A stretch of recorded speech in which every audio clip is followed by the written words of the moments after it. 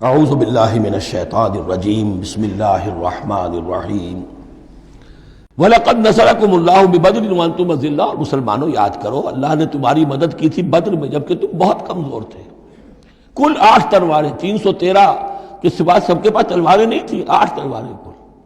200 کا 100 گھوڑے کا رسالہ لے کر آئے تھے بدر میں بھی، ادھر 2 گھوڑے تھے صرف، ادھر 700 اونٹ تھے، ادھر 70 اونٹ تھے۔ یہ کوئی 313 کے مقابلے میں 1000، تو اللہ نے تمہاری مدد کی تھی۔ وَلَقَدْ نَصَرَكُمُ اللَّهُ بِبَدْرٍ وَأَنْتُمْ أَذِلَّةٌ، تم بہت کمزور تھے اس وقت۔ فَاتَّقُوا اللَّهَ لَعَلَّكُمْ تَشْكُرُونَ، تو اللہ کا تقوی اختیار کرو تاکہ تم اللہ کا صحیح معنی میں شکر ادا کر سکو۔ اِذْ تَقُولُ لِلْمُؤْمِنِينَ، اے نبی جبکہ آپ کہہ رہے تھے اہل ایمان سے، أَلَنْ يَكْفِيَكُمْ، کیا تمہارے لیے یہ کافی نہیں ہے، أَنْ يُمِدَّكُمْ رَبُّكُمْ بِثَلَاثَةِ آلَافٍ مِنَ الْمَلَائِكَةِ مُنزَلِينَ، کہ اللہ تعالیٰ تمہاری مدد کرے 3000 فرشتوں سے کہ جو آئیں اترنے والے ہیں آسمان سے، یعنی 3000 کا لشکر آیا ہے۔ تو اے مسلمانوں میں تمہیں خوشخبری دیتا ہوں اللہ تعالیٰ 3000 فرشتے تمہاری مدد کو بھیجے گا۔ بلا، حضور نے اللہ تعالیٰ کی طرف سے آ رہا، یہ بات تو حضور نے فرمائی تھی، اللہ تعالیٰ نے حضور کی اس دعا گویا کہ دعا کہہ لیجئے یا جو بھی آپ نے پیشن گوئی کی، ایک طرح کا استدعا بھی ہو سکتی تھی کہ اللہ سے اس طریقے سے آپ یہ استدعا کر رہے ہوں، تو فوراً اس کی منظوری کا اعلان ہو گیا، بلا کیوں نہیں۔ ان تصبروا وتتقوا، مسلمانوں اگر تم صبر کرو گے اور تقوی کی روش پر رہو گے، وَيَأْتُوكُم مِّن فَوْرِهِمْ هَٰذَا، اور اگر وہ فوری طور پر تم پر حملہ آور ہو جائے دشمن، يُمْدِدْكُمْ رَبُّكُمْ بِخَمْسَةِ آلَافٍ، تو اللہ تو تمہاری مدد کرے گا تمہارا پروردگار 3000 نہیں 5000 فرشتوں کے ذریعے سے، مصوبین جو نشان زدہ گھوڑوں کے اوپر آئیں گے۔ لیکن اس کے ساتھ دیکھیے وَمَا جَعَلَهُ اللَّهُ إِلَّا بُشْرَىٰ لَكُمْ، لیکن یہ سب بھی اللہ تعالیٰ کی طرف سے ایک بشارت کے طور پر تمہیں بتا دیا گیا، وَلِتَطْمَئِنَّ قُلُوبُكُمْ بِهِ، اور تاکہ تمہارے دل مطمئن ہو جائیں۔ وَمَا النَّصْرُ إِلَّا مِنْ عِنْدِ اللَّهِ، مدد تو ہوتی ہی اللہ کی طرف سے ہے، فرشتوں کا بھیجنا بھی ضروری نہیں ہے، اللہ فرشتوں کو بھیجے بغیر مدد کر سکتا ہے، کن فیکون کی شان رکھتا ہے۔ لیکن تمہاری طبع بشری کے حوالے سے تمہیں یہ خبر دی گئی ہے کہ 3000 کی اگر دشمن سامنے ہے تو تمہیں 3 نہیں 5000، اگر وہ فوری طور پر آگے حملہ آور ہو گئے تو 5000 تمہیں فرشتے بھیج دیں گے۔ لِيَقْطَعَ طَرَفًا مِّنَ الَّذِينَ كَفَرُوا، یہ اللہ تعالیٰ چاہتا ہے کہ یہ کافروں کا ایک بازو کاٹ دے، اور یکبتہم، یا ان کو ذلیل کر دے، فینقلبوا خائبین، تاکہ پھر وہ لوٹ جائیں بہت ہی خائب و خاسر ہو کر، ناکام ہو کر۔ اب یہ گفتگو ذہن میں رکھیے، ترتیب جو ہے وہ نہیں ہے، پہلے جو ذکر ہو رہا ہے وہ تو آپ میدان جنگ میں پہنچ چکے تھے، یہ ذکر ہو رہا ہے اس سے پہلے کا، جب خبریں پہنچی ہوں گی کہ 3000 کا لشکر آ رہا ہے، اس وقت جو گفتگو ہوئی ہے۔ اب اس جنگ کے دوران جو بھی کچھ مسلمانوں سے خطائیں ہوئیں، غلطیاں ہوئیں، ان کی طرف بھی اشارہ ہے۔ اس میں بعض ایک معاملہ ایسا بھی ہوا جو حضور سے بھی خطا کا ایک معاملہ ہوا، اس کے اوپر بھی گرفت ہے، بلکہ سب سے پہلے حضور والے معاملے کو لیا جا رہا ہے۔ جب آپ زخمی ہو گئے شدید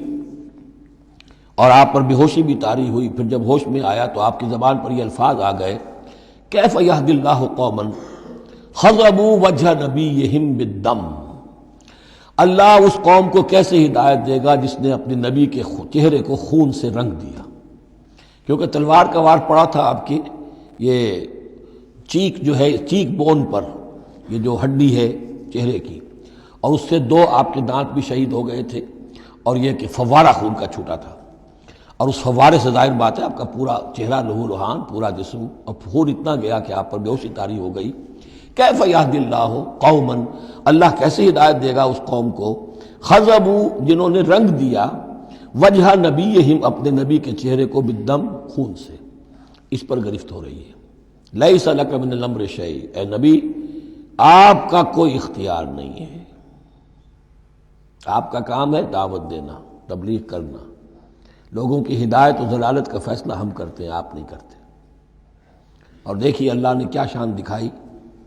جس شخص کی وجہ سے یہ سب کچھ ہوا ہے، خالد ابن ولید، حضور ہی کے زبان مبارک سے اسے خطاب دلوایا، خالد سیف من سیوف اللہ، خالد اللہ کی تلواروں میں سے تلوار ہے۔ حالانکہ یہ ساری زخ جو پہنچی ہے وہ حضرت خالد ابن ولید اس وقت تک جو وہ کفر کے سرداروں میں سے تھے اور وہ آئے تھے۔ لیس لک من الامر شیء، اے نبی یہ اختیار آپ کا نہیں ہے، اور یتوب علیہم اور یعذبہم، اللہ کے اختیار میں، وہ چاہے گا تو ان کی توبہ کی توفیق دے دے گا، وہ ایمان لے آئیں گے، یا اللہ چاہے گا انہیں عذاب دے گا فإنہم ظالمون، اس لیے کہ ظالم تو ہیں، انہوں نے گناہ تو کیا ہے، غلط کام کر رہے ہیں، سزا کے وہ حقدار ہو چکے ہیں، لیکن ہو سکتا ہے اللہ انہیں ہدایت دے دے۔ اب دیکھیے یہ وقت کی بات ہوتی ہے۔ چند سال پہلے طائف میں وہ دعا جو ہے آپ سے کہا گیا، فرشتہ آیا کہ اے نبی، جنہوں نے آپ پر پتھراؤ کیا ہے اور آپ کی توہین و تذلیل کی ہے، یہ ملک الجبال جو ہے کہتا ہے کہ میں حاضر ہوں، مجھے اللہ نے بھیجا ہے، آپ فرمائیں تو ان دونوں پہاڑوں کو ٹکرا دوں جن کے مابین یہ وادی کے اندر یہ شہر طائف آباد ہے، تاکہ یہ سب پس جائیں، سرما ہو جائیں۔ آپ نے فرمایا نہیں، کیا عجب کہ اللہ تعالیٰ ان کی آئندہ نسلوں کو ہدایت دے دے۔ لیکن اب یہ مرحلہ کچھ ایسا تھا کہ زبان مبارک سے وہ جملہ نکل گیا۔ یہ بھی ہو سکتا ہے کچھ چونکہ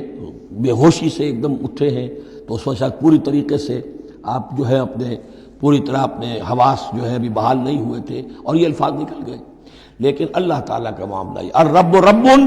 وَإِن تنزل والعبد عبد وَإِن ترقى، بندہ بندہ ہی رہتا ہے چاہے کتنا ہی بلند ہو جائے، اور رب رب ہی ہے چاہے کتنا ہی نزول فرما لے۔ اب تو وہ وقت ہے نا، رات کا پچھلا پہر شروع ہو رہا ہے نا، اللہ تعالیٰ سمائے دنیا تک نازل ہوں گے، اور شب معراج میں حضور 7ویں آسمان پر چلے گئے۔ اللہ اس پہلے آسمان پر آ کر بھی رب ہے، اور حضور اس 7ویں آسمان پر پہنچ کر بھی بندے ہیں۔ الرب رب وَإِن تنزل والعبد عبد وَإِن ترقى وَلِلَّهِ مَا فِي السَّمَاوَاتِ وَمَا فِي الْأَرْضِ، اللہ ہی کے لیے ہے جو کچھ کہ ہے آسمانوں اور زمین میں۔ یغفر لمن یشاء ویعذب من یشاء، وہ جس کو چاہتا ہے بخش دیتا ہے، جس کو چاہتا ہے عذاب دیتا ہے۔ واللہ غفور الرحیم، اللہ غفور الرحیم ہے۔ صدق اللہ العظیم۔